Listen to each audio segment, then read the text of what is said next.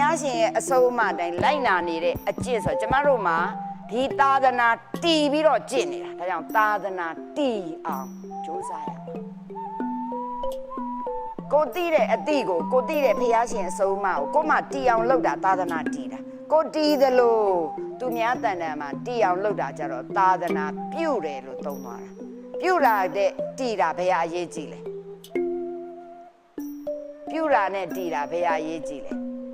ကိုတန်တန်မှာတည်အောင်ရင်လုပ်ရမှာကိုကတော့ဘာမှမလုပ်ဘဲနဲ့ပါဇက်ကဘလို့ဘလို့နဲ့ရှောက်ပြောနေတာမျိုးမဟုတ်ဘူးဒီမှာမရှိအဲ့ဒီတည်တဲ့အဆုံးအမသည်မှန်မှန်ကန်ကန်ဖြစ်ဖို့ရောမလိုဘူးလားတခြားသောဘုရားရဲ့အဆုံးအမမှာတပါကိုအတ္တနောမတိကိုအလိုဆန္ဒရောတခြားဥစ္စာကိုထင်တာတွေရှောက်ပြောနေအဲ့ဒီအဆုံးအမသည်မတန့်ရှင်းတော့ဒါကြောင့်သာသနာဆိုတဲ့ဘုရားအဆုံးအမတန့်ရှင်းဖို့အရေးကြီးသေးတယ်တန့်ရှင်းတဲ့မိစ္ဆာမှန်ကန်ရမယ်မှန်ကန်ပြီးတော့မှမှန်မှန်ကန်ကန်အဆုံးအမသည်တည်ရမယ်တည်ပြီးတော့မှအဲ့ဒီအဆုံးအမကိုတစတိုးတက်အောင်လုပ်ရမယ်သီလကနေတမာတိကနေပညာတိုးတက်အောင်လုပ်ရမယ်ပြီးတော့မှပြုတဲ့အစဉ်ဆိုတာနောက်ဆုံးအစဉ်ပြန်ပွားအောင်ဆိုတာနောက်ဆုံးမှအစဉ်သဘောပေါက်ပြီနော်ခုကျမတို့ကဗျောင်းမြန်နေဖြစ်နေကြတယ်ဒါကြောင့်အလှမ်းနေကျဲတဲ့အတွက်အလဲမှာလက်တဲ့အတွက်ကြောင့်ပြုတ်ကြလွယ်တယ်မခိုင်း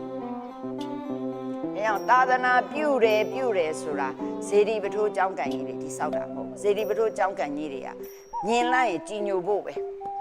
တနည်းအားဖြင့်ပြောရင်ပြင်ပသာသနာဘုရားရဲ့အဆုံးအမရင်တွင်းရောက်မှအဲ့ဒါအတွင်းသာသနာဒီဘတော်မှမပြောက်ဘူးဇေဒီပထိုးကျောင်းကန်ကြီးတွေကသက်ဆိုင်ရာရန်သူမျိုး၅ပါးနဲ့ကြုံရင်ပျက်စီးသွားလိမ့်မယ်ရေချောင်းလည်းပြက်နိုင်တယ်ငလင်းချောင်းလည်းပြက်နိုင်တယ်မီးချောင်းလည်းပြက်နိုင်တယ်မကျေနပ်လို့ဖြက်စီးတက်လည်းပြက်လိုက်မယ်ဘူဒိုဇာနဲ့ထုပလိုက်လည်းရတာပဲငလျင်လေးတွေလှုပ်သွားရင်လည်းသွားမှာအတွင်းသာသနာဘတော်မှမပြက်ဒါကြောင့်အတွင်းသာသနာအရေးကြီးတယ်ဒါကြောင့်ခုဥစ္စာပြင်ပတွေကြီးပဲဒါကြောင့်ရွှေချောင်းပြောင်ဝန်းခေါင်တဲ့ကျောင်းကြီးတွေအကြီးကြီးတွေဇေဒီကြီးတွေပထိုးကြီးတွေဟီးနေတယ်အတွင်းမှာတော့မရှိကြဘူးဆိုရင်မကြခင်ပြက်မှာပဲဒါကြောင့်ဖះရှင်တကယ်ပွင့်ခဲ့တဲ့နေရာဖះရှင်တကယ်